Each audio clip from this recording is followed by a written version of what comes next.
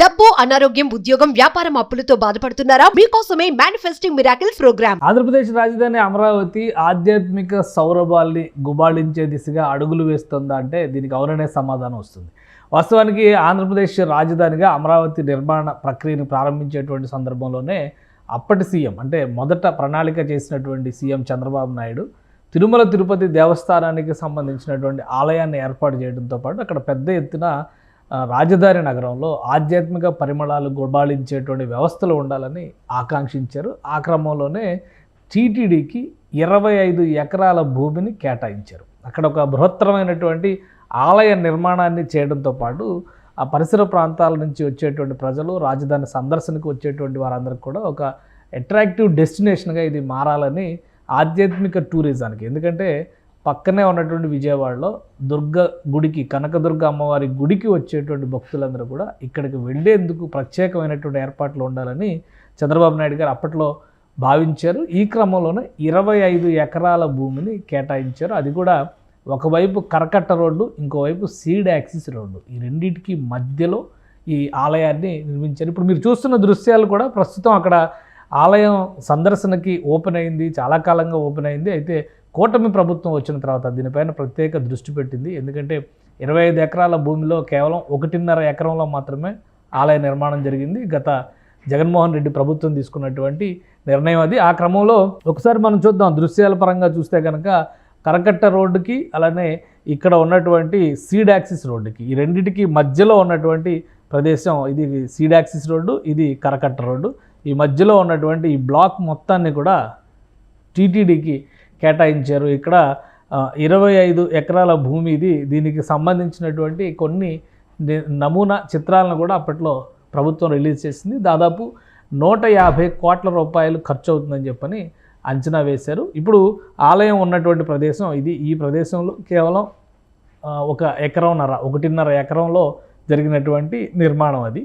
కేవలం 1.5 ఎకరంలో జరిగినటువంటి నిర్మాణం అది. అలానే మిగతా అంశాలను కనుక మనం ఒకసారి దీనిలో చూస్తే ఈ నిర్మాణానికి తాలూకు గతంలో ప్రభుత్వం ప్రణాళిక చేసింది ఏంటి, ఇక్కడ ఉన్నటువంటి ప్రస్తుత స్థితి ఏంటి, ఇది ఇప్పుడు ఉన్నటువంటి వాస్తవ రూపం ఇది. ఈ నిర్మాణాన్ని ఒక్కసారి మనం పరిశీలించి చూస్తే చుట్టూ ప్రహరీ గోడ, అంటే అప్పట్లోనే ఈ భూమి ఎవరైతే రైతులు రాజధాని కోసం డొనేట్ చేశారో, దానం చేశారో, ఆ రైతుల చేతే భూమి పూజ చేయించారు చంద్రబాబు నాయుడు అప్పటి ముఖ్యమంత్రిగా. మొత్తం ఈ భూమికి సంబంధించినటువంటి అసలు యజమానులు వాళ్ళ చేతే ఇక్కడ పూజలు చేయించారు. ఇది మొత్తంగా చూస్తే 25 ఎకరాల భూమి. ఈ 25 ఎకరాల భూమిలో కూడా ఈ 1.5 ఎకరంలో మాత్రమే నిర్మాణం జరిగింది. అంటే ఈ 1.5 ఎకరంలో జరిగినటువంటి నిర్మాణాన్ని ఒకసారి మనం పరిశీలించి చూస్తే కనుక ప్రస్తుతం కనిపించేటువంటి దృశ్యాలు. సో ఈ ఆలయ నమూనాని మనం చూస్తే ఇప్పుడు ఉన్నటువంటి ఆలయం ఒకసారి చూద్దాం. ఇది ఇప్పుడు కనిపిస్తున్నటువంటి ఆలయం, అంటే ఇప్పుడు మనం ఏవైతే వీడియోస్లో చూసామో ఆ ఇమేజ్ ఇది. కేవలం ఈ బ్లాక్లో మాత్రమే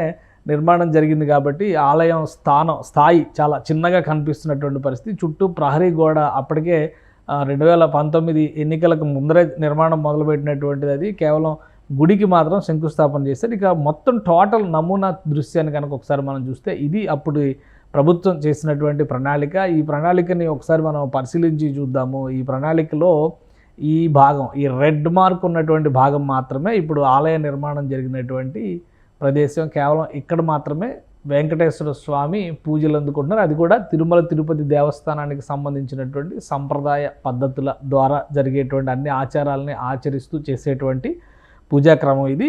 ఇదే మ్యాప్లో మీరు చూస్తే ఇటువైపు కనిపిస్తున్నటువంటి ఈ 4, 5, 6 రహదారులు కనిపిస్తున్నటువంటి ఇదంతా కూడా ఇది సీడ్ యాక్సిస్ రోడ్ అనమాట. అంటే సెంట్రల్ క్యాపిటల్ ఏరియాకి వెళ్ళేటువంటి రోడ్ ఇది. ఇది భారీ రహదారి.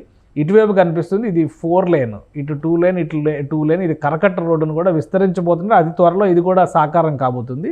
సో ఇక్కడ గుడి నిర్మాణం జరిగితే ఇతర అట్రాక్షన్స్గా అనేక ఆలయాలకు సంబంధించినటువంటి, తెలుగు జాతి చరిత్రకు సంబంధించినటువంటి, అలానే తెలుగు నేలపైన వివిధ ప్రాంతాల్లో దొరికినటువంటి అరుదైన చిత్రకళకు సంబంధించినటువంటి మ్యూజియము, దేవుడికి సంబంధించినటువంటి ప్రత్యేక ఆర్ట్ గ్యాలరీ, అలానే చుట్టూ బ్యూటిఫికేషన్, అందమైనటువంటి ఫౌంటైన్లు, పార్కింగ్, వీటన్నిటికి కూడా ఈశాన్య మూల నుంచి ఎంటర్ అయ్యే విధంగా ఇక్కడ ఎంట్రన్స్ను కూడా డిజైన్ చేసింది అప్పటి ప్రభుత్వం. సో మొత్తం దీనికి 150 కోట్ల రూపాయలు ఖర్చు అవుతుందని చెప్పి అంచనా వేశారు. అయితే జగన్మోహన్ రెడ్డి ప్రభుత్వం ఈ పథకాన్ని పక్కకి నెట్టేసి కేవలం ఆలయ నిర్మాణం, ఆలయాన్ని మాత్రమే, అది కూడా అప్పటికే ఆలయ నిర్మాణం మొదలైంది కాబట్టి దాన్ని కొనసాగించేటువంటి ప్రయత్నం జరిగింది. ఇప్పుడు తాజాగా కూటమి ప్రభుత్వం ఒక నిర్ణయం తీసుకునేటువంటి ఆలోచనతో ఉన్నట్టుగా తెలుస్తుంది. దేవాదాయ శాఖ అలానే టీటీడీ దీనిపైన మరొకసారి అధ్యయనం చేస్తుంది.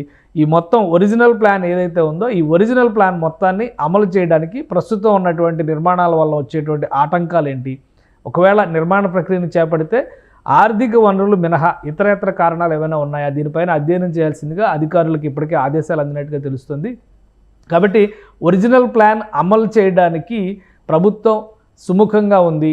వచ్చేటువంటి భక్తులకి ముఖ్యంగా ఆంధ్రప్రదేశ్ ఇంకొక విచిత్రమైన విషయం ఏంటంటే ఈ ఆలయ నిర్మాణం జరిగేటువంటి సమయంలోనే కనకదుర్గ గుడి నుంచి భక్తుల్ని ఈ తిరుమల దేవస్థానం అంటే టీటీడీ మెయింటైన్ చేసేటువంటి ఈ ఆలయానికి భక్తుల్ని తీసుకొచ్చేందుకు కొందరు దాతలు 2 బస్సుల్ని దానం చేశారు.